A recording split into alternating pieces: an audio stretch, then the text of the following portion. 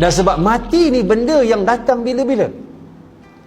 Jadi orang yang paling bijak Nabi sebut dalam hadis daripada Abu Ya'la Shaddad bin Aus radhiyallahu anhu, al-kayyisu man dana nafsahu wa amila lima ba'dal maut. Orang yang bijak, kata Nabi, orang yang muhasabah diri dia. Umur aku berapa dah lah ni? Kalau mati macam mana lah? Kalau aku nak mati ni, ada tak anak yang nak selesaikan jenazah aku, nak boleh mandi? Anak kita tuan-tuan, kalau solat hak wajib dia tak sempurna, jangan harap dia jadi imam solat jenazah. Itu kaedah dia.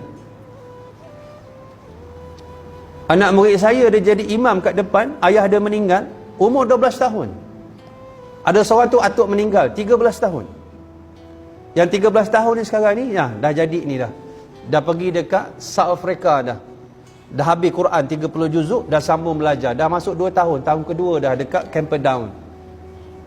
Dia jadi imam untuk atuk dia. Sebab anak-anak atuk dia tak berani ke depan, dia ke depan. Umur 13 tahun. Sebab dia ada kefahaman. Sebab tu anak murid saya tolak dia. Umur 12 tahun dah boleh jadi imam jenazah kat depan. Mak ayah meninggal, 2 orang ni. Allahu Akbar. 12 tahun. Ketika tu baru hafal 3 juzuk. Belajar tu. Ni, pakai klip mic. Imam terkata-kata imam.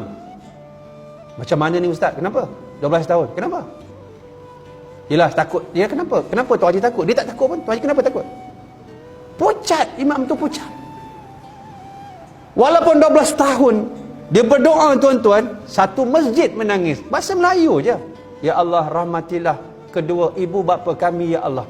Kerana telah mendidik kami dengan Islam masa kecil, ya Allah. Kami kenal Engkau, ya Allah. Kerana didikan ayah kami, ya Allah. Satu masjid menangis tuan-tuan. Kenapa menangis tuan-tuan? Sebab dia berdoa dengan hati dia, dengan rasa kasih dia kepada Allah, kepada mak ayah dia, dia menangis. Kenapa orang meninggal, imam tu segak pakai kemah balik overseas, bukan over river? Kenapa orang tak menangis? Bahasa Arab fasih. Allahumma ja'al qawrahu rawdatan min riyadil jannah. Orang buat sengih je. Yang kalau isap rokok tak ada apa-apa. Soul tak ada soul. Soul tak ada. Jiwa tak ada. Jiwa tak ada. Kita tuan-tuan, kalau kita meninggal malam ni, anak tak boleh mandi, tak boleh kafan, anak tak boleh solat, tak boleh urus ke kubur, kita miskin tuan-tuan, miskin. Miskin kita, miskin. Kita tak ada persiapan nak ke syurga Allah. Nak pergi syurga bukan besok persiapan. Persiapan dia sebelum kita faham lagi dengan ilmu, sebelum kahwin, sebelum dapat anak, sebelum dapat isteri. Hidup dalam keadaan kita diikat dengan kefahaman agama Allah. Kita mati nak ke mana? Sebab tu bijaknya, wa amila lima ba'dal maut. Dan dia berfikir nak buat persiapan untuk mati dia. Sedih tuan-tuan. Sedih. Mati tiba-tiba anak tak tahu nak solat jenazah.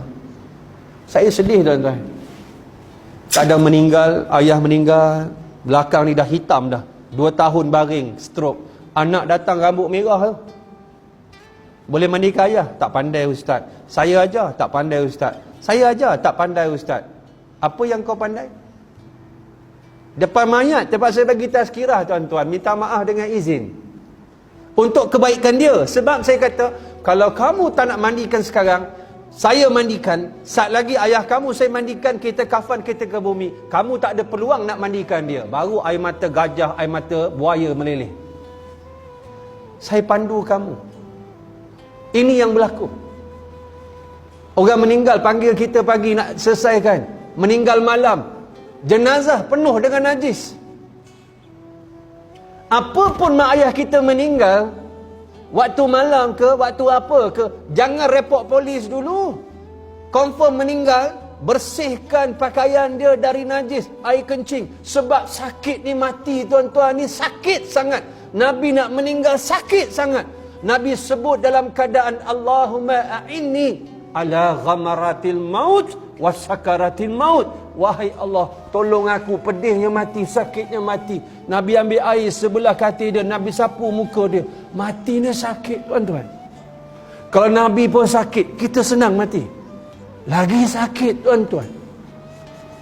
Tu yang tahi, bila orang meninggal, warna hitam keluar. Tahi yang paling hujung dikeluarkan kerana sakit, bukan kepalang. Kata Nabi, lebih sakit ditusuk oleh 1000 bilah pedang yang tajam. Sangat sakit. Tiba-tiba anak tak faham. Kerana tidak faham. Sebab itu inilah yang berlaku bila kita tidak ada kefahaman. Apakah itu kematian? Hakikat ini yang kita kena tanam malam ni untuk persiapan kita dengan cara balik. Cuci-cuci sekolah ni, buatlah makan-makan sikit. Panggil anak berkumpul, cucu berkumpul. Kalau ayah meninggal besok, siapa nak mandi ke ayah? Kalau ayah meninggal besok, siapa nak jadi imam solat jenazah?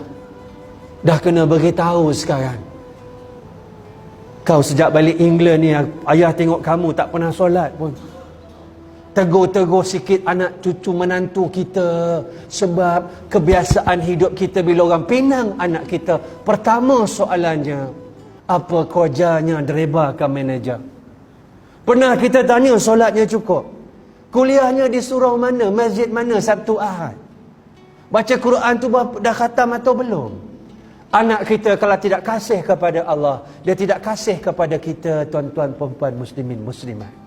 Kerana Allah yang mengikat agar kita kasih kepada dia. Kasih kepada kedua orang ibu bapa. Wa qadar rabbuka alla ta'budu illa iyyah wa bil walidaini ihsana. Allah patrikan kasih sayang, ketaatan kepada dia, kepada kedua orang ibu bapa.